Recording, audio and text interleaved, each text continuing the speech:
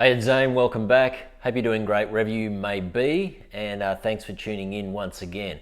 I'm actually coming to you from Bali. I'm still up here for a few more days.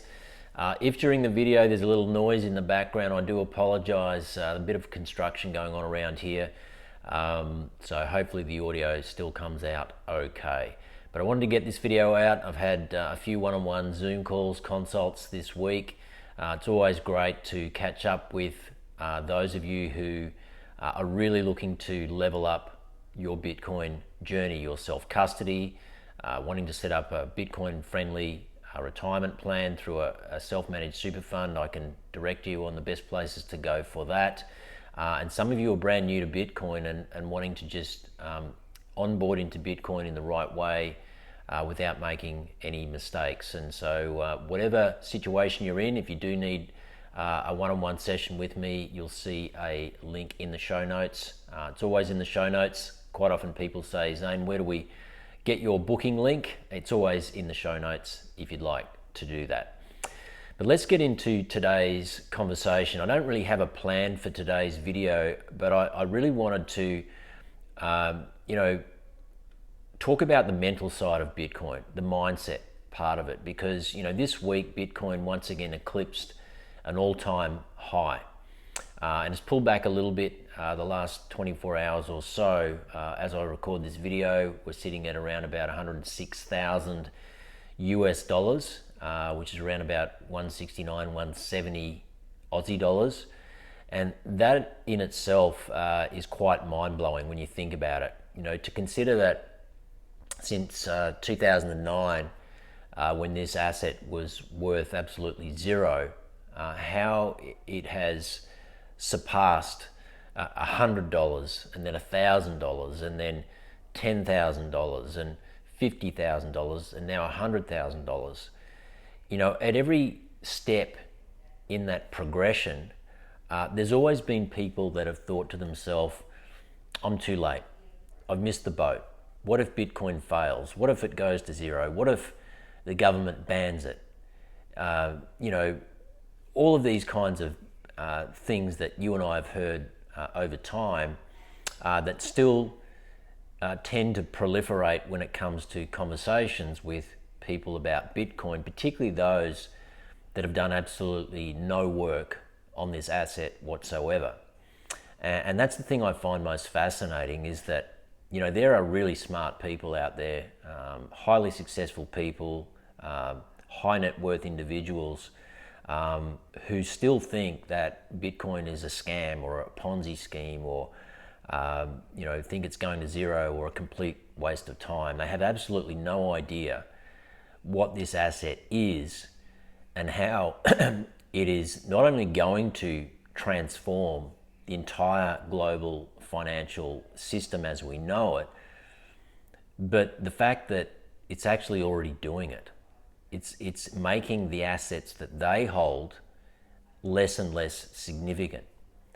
And it's not to be a smartass or anything like that, but there's a certain reality that people have to wake up to, and that is that, as Jeff Booth says often, Bitcoin is imposing an entire new set of rules on the financial system, because it's really repricing everything, because it's the world's first truly global free market that we've ever seen.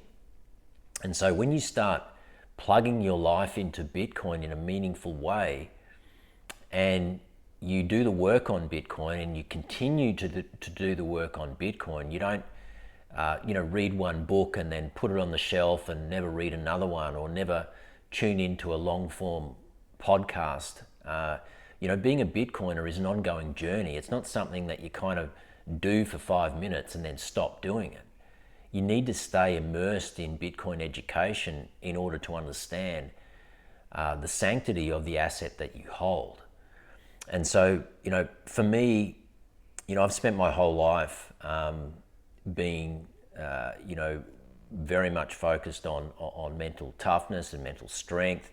Spent a lot of years doing martial arts, a lot of endurance, athletic events over the years, and even at 52, my whole MO in life is to just be disciplined and to endure. And that's why I guess Bitcoin is an asset that fits perfectly with me, because I know it's an asset that forces you to delay gratification, knowing that the future is going to be brighter. And I guess you can tie that to a lot of things in life that are worth staying the course for. It could be, building your fitness, or your health, or, starting a business, or, a relationship, a marriage, anything like that is something you're going to have to endure over time. And there's going to be volatility, there's going to be ups and downs, there's going to be days where you don't feel like certain things, or doing what you need to do, or there's going to be times where things don't go to plan, and you're going to be forced to kind of look within yourself and to question whether or not you're on path. And all of that in my mind ties in to being a successful Bitcoiner. So this is what Bitcoin's about for me. It's a mental game. It's a game where we see people who are getting involved in this asset for the wrong reasons, people who have a really short term time horizon, which is kind of known as a very high time preference. They need everything to happen, now. Otherwise, it's something that they don't feel they can be a part of. And this is a really unfortunate aspect of today's society, where people, they don't know how to endure anything. Everybody just wants success and gratification now. They don't want to wait for anything or work towards anything. But Bitcoin forces us to think very, very differently. So I hope that rant, sort of to kick things off today, resonates with you. Let me know in the chat what you think about that and whether you feel the same. Because I really believe that we're about to enter, quite a chaotic phase when it comes to the markets in general. I believe that Bitcoin is going to essentially be the last man standing when all of this washes out, because Bitcoin is the only asset that can't be corrupted. It can't be manipulated. Anybody who is choosing to opt out of the debt-based collapsing fiat system, where the rules are constantly changing, and people are starting to feel more and more restrictive in terms of their future. And I know this because I talk to people. I spoke to a couple yesterday. They're leaving the country because they can see the writing on the wall with Australia and where this is all going. And they're smart enough to realise that now's the time to start taking action. And for them, this is what they see as a solution.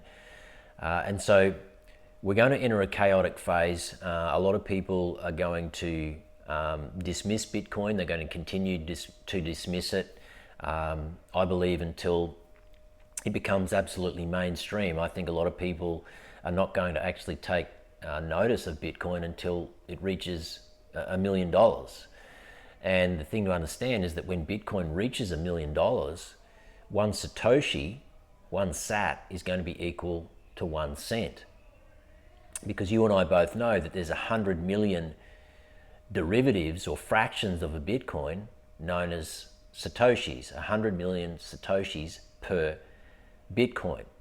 And so a lot of people get swept up in the fact that, one whole Bitcoin, it's 100,000 US dollars. There's no way I'll ever be able to afford that. I just don't have access to that kind of capital to be able to acquire one whole Bitcoin, so I've missed it. There's no point in participating in Bitcoin, investing in it. But that's absolutely wrong. You can get involved in Bitcoin at 0.01, at 0.1, you can put in $500, $1,000, $100,000. It doesn't matter. You can get involved at any level. You can acquire 1 million Satoshis, 5 million Satoshis, 10 million Satoshis. whatever it might be. But when Bitcoin gets to $1 million and one Satoshi is going to be equal to 1 cent, I believe that the whole way that we look at Bitcoin and price Bitcoin, how the general market prices Bitcoin, is going to flip. And I'm not the only one that thinks this. I believe that we are going to enter a phase where we're not actually going to be talking about Bitcoin anymore. We're going to be talking about Satoshis. And one Satoshi is going to be equal to 1 cent. And then we're going to wake up one day and one Satoshi is going to be equal to 2 cents. And the market's not really going to blink an eye when it comes to looking at it that way. They're going to say, oh, one Satoshi is now worth 2 cents. But in the background, Bitcoin's gone from $1 million to $2 million overnight. So, this is the whole paradigm and mental game of Bitcoin and the positioning of it all and how people are going to perceive and relate to Bitcoin. It's going to be done in the lowest denomination, which of course is the Satoshi, in the future. And so this is why anybody who can acquire, say, 1 million Satoshis, which should be most people, because 1 million Satoshis is about 1,000 US dollars right now, and anybody who puts their mind to it can at least do that. I mean, I encourage people to get to at least 0.1, which is 10% of a Bitcoin, which is around $10,000, as quickly as they can. And I believe that anybody, certainly if they're in their middle stages of life, if they really put their mind to it, they can get to 0.1 in a relatively short space of time. Yes, it might mean going without some things for a while. It might mean selling some stuff that you don't need. It might mean going without a vacation 1 year or whatever it might be. But if you put your head down and you understand what Bitcoin is, and you decide that this is what you're going to do, then you will do it. There's no two ways about it. I met with a young gentleman maybe 2 weeks ago, and he said, look, I made a decision about 2-3 years ago that I was going to get to one whole Bitcoin, and I'm on track, and I can see that the Bitcoin price is going up, and I'm working as hard as I can to stack more sats, but I will get there. And somebody with that attitude who makes the decision that this is what they want to achieve, they will do it. And so this is where we are right now. Bitcoin is a mental game. We need to be future focused. We need to really quieten the outside noise. As this thing becomes more chaotic, the mainstream news are going to spin their whole narrative on this. There's going to be a lot of FOMO. There's going to be a lot of questions about, is this sustainable? What's the future of Bitcoin going to be? And I just encourage you to really block out all of that noise and really stay focused on learning more about what Bitcoin really is. Read more books. If you haven't read the Bitcoin Standard, make sure that you go and do that. Get it on Amazon, get it on Audible. If you haven't read it in a while, I'd encourage you to go back and reread it. Get a hold of Lawrence Lepard's book, which is called The Big Print, which came out just a few months ago, I think at the end of last year. I'm actually about halfway through that right now. I'm listening to it on Audible. It's fantastic. It's probably, I would say, one of the best resources out there for anybody brand new to Bitcoin, because it really highlights the problem right up front. Larry does a great job of highlighting the problem, how we got to this stage, and why Bitcoin essentially is the solution. And so, those two resources, The Big Print by Lawrence Lepard, The Bitcoin Standard by Saifedean Ammous, and of course there's just a plethora of resources on YouTube, documentaries, podcasts, short form, long form. There's really no excuse for anybody who I guess has their interest piqued or is intrigued about learning about Bitcoin, there's no excuse not to learn about it, because there's just so much free content out there.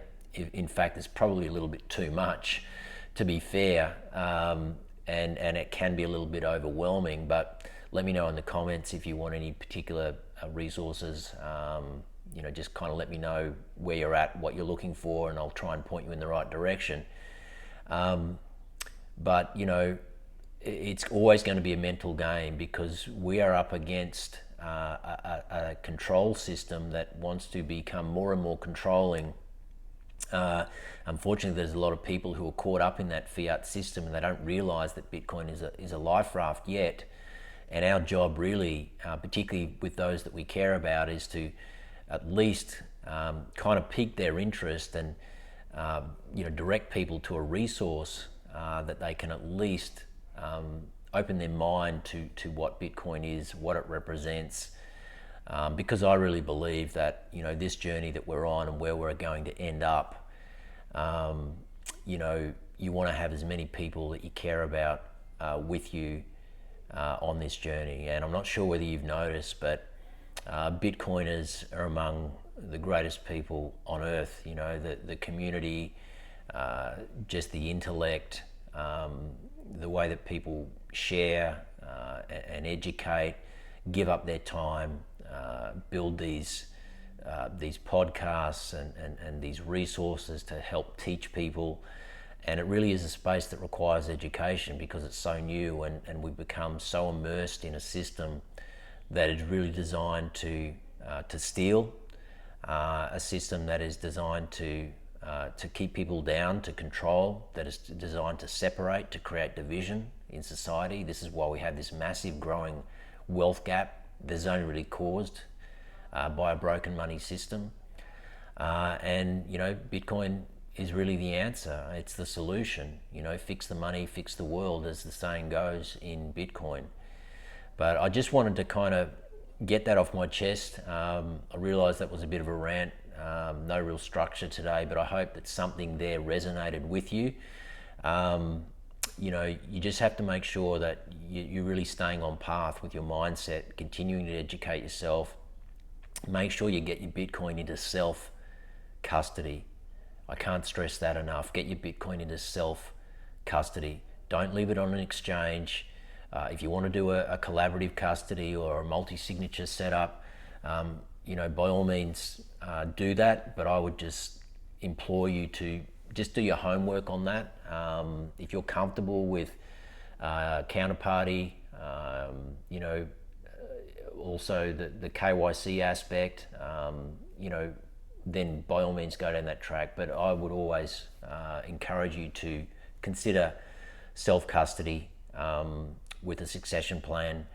That's what I believe Bitcoin was designed for, and really gives you the most self-sovereignty and autonomy, which I think is so important in this changing landscape that we're in.